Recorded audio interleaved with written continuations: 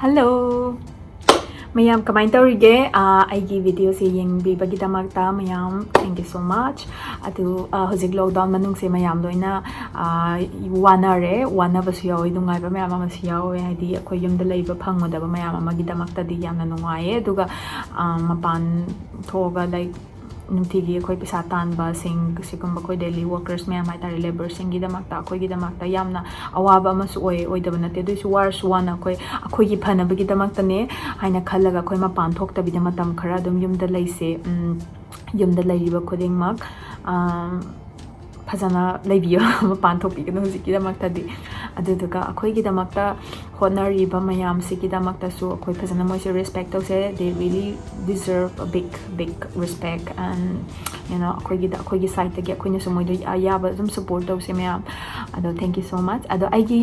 mayam na ingonda video thagalak trek dawrage kholage na mayam hangi eba hojikse ado video thagattabigi maram hena mayam su khangamgani aigi video mayam se namana outdoor da ngakta chalaga nambane lam atopada country amadi amada ado hojikti chatrabanina video se number 2 eba ado video se number 2 e na aina pura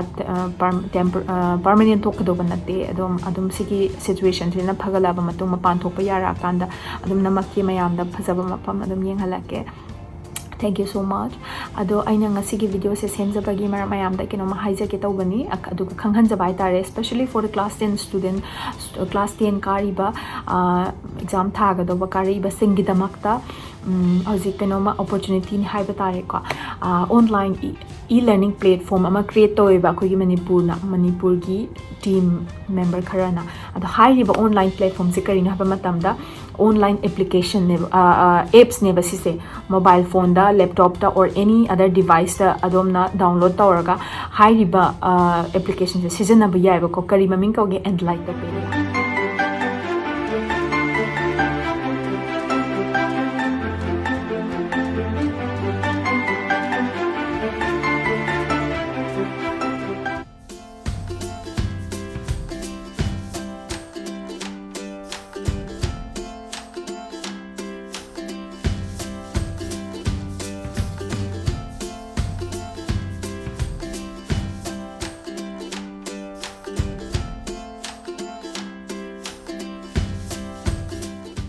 𝚙𝚊𝚒𝚊𝚋 ꯀꯧꯋꯦꯕ ꯉꯁꯥꯏꯒꯤ 𝚙𝚊𝚊𝚒 ꯀꯔꯤꯅꯣ ꯍꯥꯏꯕ ꯃꯇꯝꯗ ꯑꯁꯤꯗ ꯀꯥꯟꯅꯕ ꯄꯤꯔꯤꯁꯦ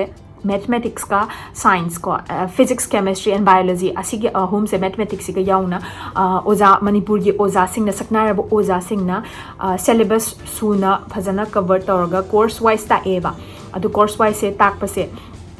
adomna gyan ta hawdaba khangdaba yaroga su adum adu hangba yabagi adugi facilities u pi ko dadagi aduga course to search tawraga yamna laye just go through I link makha da mayam da soidna pijarake ba ko adu sigi kana ba se karino haba matam da lockdown ori mapan thokpa su yadre ko aduga akhoi da ko syllabus mayam da isana dum cover tawjaba yari ba yum da lei leina kem nampham amata da chatta bida matam amada di akhoi tuition chatpane ba tuition chatle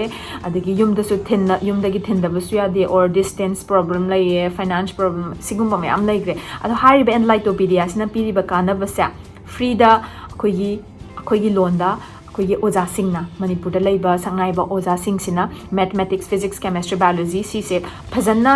machang naina ta eba ado mayam changaga amtang yengbiyo duga 𝚙𝚊𝚒𝚊𝚒 harise ado mayam na support tawraga adomgi or suggestion adom sim feedback mayam adom pibiyo kai kamain tawraga improve oirakani haibado aduga matung tarakpadu atopa subject mayam amasu hapan basu yaena if kai gumba sigi subjects na adom na pamagadi ado aigi motadi I personally I use tawraga yengeba khangbra adubu it's a very good haide na hangai atopada English ta kai da khoi mayam ama YouTube da dum yenge ko yengba aduisu but 𝚙𝚊𝚒𝚊𝚒 sina akhoi da free da su oza mayam sina like to takpi ba do ai gi mota de ai tuition chatta bi de tuition chat pe mota yum da leiraga huziki 𝚙𝚊𝚒𝚊𝚒 season naraga ai gi isagi oina something income oibe ba thabak chachaba adugumba odumaina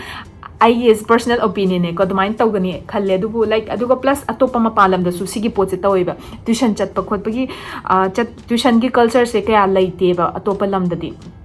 aduga moije instead yumda dum like paraga moige study de phajana focus tawraga aduga side income adamaina angang oringai digi dum student life tagi moi college life ta moi side aidi paisa ki wanga tana tana adamaina thabak suba moi gi independent oi bagi keno se moi de chances yam laiye tuna so they are even more smart haitare ai gi motadi ado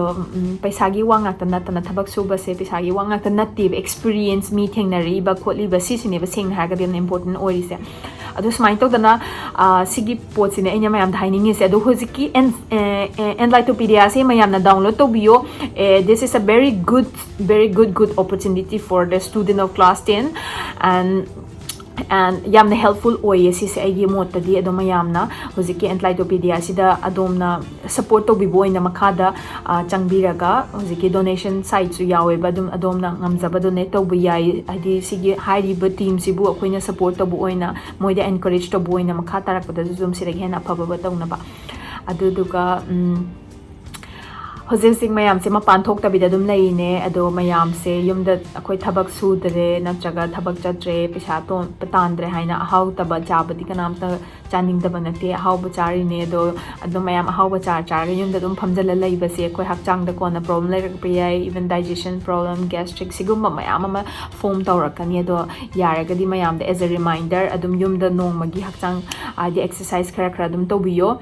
aduga exercise tawbasida adum mayamna kanadaba adum loina leigre aduga akoi bod isa ma akoi gi physic or ai gi weight maintain tawba matamda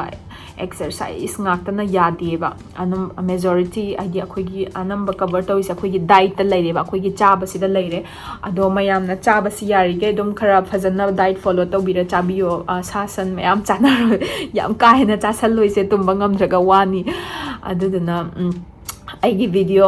aina adum isagi oina aina adum khara daily routine aina practice tawjaba exercise ki video ama hapsarake adum mayam sida yengbiyo aduga domna mi khuding mak akhoi gi body se different loina mak oye ba ko kaida oino haiba matamda exercise tawbada bu oiro dagi khoi workout tawbada mana deba mi amaga ado aigi tawja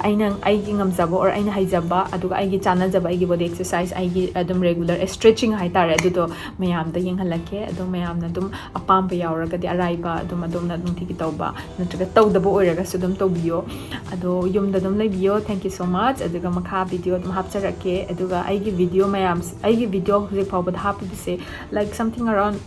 15 video sure ko video 35 sure ado video 35 sida aigi 54,000 subscriber. It's a lot. Thank you so much to all my subscriber ai pu support to birak pagi namakta aduga aigi video sing se aina copyright hapsa de adugi maram oibana mina atopa mayam amana aigi Facebook aigi video sidagi download tawraga Facebook ta kaida mayam ama thagatna ba yawe aigi YouTube account sidagi hena ai atai kemta aigi amat paijade adu Facebook su aigi account ama de hena paijade aduga atopa mayam na thagal leiba sing se ai isana natte